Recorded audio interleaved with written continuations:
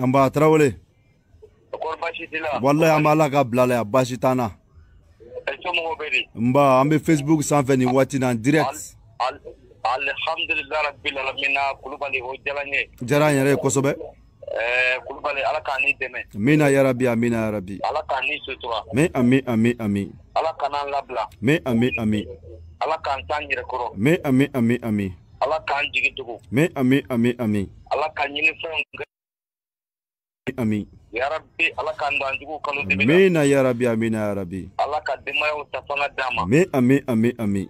Ala ko kɛ ala kira bonya kama. Me ami. Sallallahu salim. Ala ka duwawu minɛ. Mba Traoré. Donc fayda dumanba jumɛn b'i bolo bi kanubagaw ye minnu bɛ ka an filɛ Facebook sanfɛ Mali kɔnɔ 14 na. Bon kolondigi baro alhamdulillah rabbil alamin. Ni o de fɔ ni aw ye miya kɛ ɲininka waati Allah bɛlen de don. Fayda kɛrɛnkɛrɛnlen mun bɛ fɛ ka ta ka di an lamɛnbaw ni an kanubaw ma. Kolondigi baro nin ka kɛnɛ kosɛbɛ dɛ. Allahu akibaru. Kolondigi baro ni an tɛmɛna ka bɔ o yɔrɔ la ko min y'a kɛ ko e mɔgɔ mun bɛ yen k'a fɔ ko diɲɛ gɛrɛgɛrɛ ka e kisi ka bɔ a ma. Ko min y'a kɛ ko n'a y'a sɔrɔ ko i bɛna bɔ i ka so da fɛ sɔgɔmada fɛ k'i k'i gɛlɛya cogo bɛɛ lajɛlen na i ka bɛlɛtigɛ den saba ta bisimilahi bila ɲɛfɛ i b'i kelen fili ɲɛfɛ arahamani bila kɔfɛ arahimi kɔlɔsi. Kolondigi baro ni o bili kun ala ta kɔfɛ hali kala tɛ wasi. Allahu akibaru. Kolondigi baro ni an tɛmɛna ka bɔ o yɔrɔ la e mɔgɔ mun bɛ yen k'a fɔ ko e bɛna don bolimafɛn kɔnɔ ou bien e bɛna taa yɔrɔ de la i dun t'a dɔn gɛrɛgɛrɛ de bɛ n'i sɔrɔ fɛn mun bɛ n'i sɔrɔ pour que ka i kisi ka bɔ o ma i tɛ baro kolondigi ka miyankɛ lamɛn wa. Kosɛbɛ. Kolondigi baro yanni i ka don mobili kɔnɔ k'i k'i jɔ i k'a fɔ tu bisimila kara wulila ne karisa dara kara dara ne karisa wulila. Neri wulila ne karisa dara neri dara ne karisa wulila. Kosɛbɛ.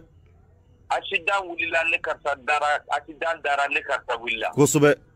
Kolondigi baro e ka nin fɔ siɲɛ saba e k'i ɲɛ talo wallahi hali ne kisɛ kɛra tan kisɛ ye ala fana bɛ e ɲuman ta ka bɔ. Allahu akibaru. Allahu akibaru. Kolondigi baro ni an tɛmɛna ka bɔ o yɔrɔ la e mɔgɔ mun bɛ yen i bɛ fɛ ka taa yɔrɔ dɔ de la e dun mago bɛ yɔrɔ in masaya de la kolondigi baro. Miyankɛ ko yanni ka don dugu in kɔnɔ k'i kana don dugu in kɔnɔ k'a sɔrɔ i ma ale miyankɛ lamɛn i k'i jɔ dɔrɔn i k'a fɔ tu bisimila.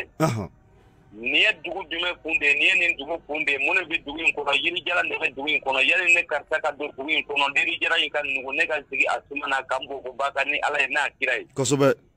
Kolondigi baro ne an tɛmɛna ka bɔ o nɔkun kan o dugu taga kelen sira la n'i bɛ ka taa i yɛrɛ dun b'a dɔn i mago bɛ dugu in masaya la.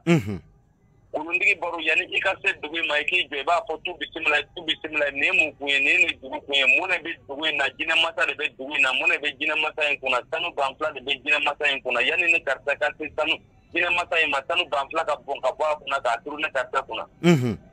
Kolondigi baro ni ye nin fɔ ka don wallahi o dugu masaya kɔni e b'o sɔrɔ ni ala ni alakira sɔnna a ma. Allahu akibaru.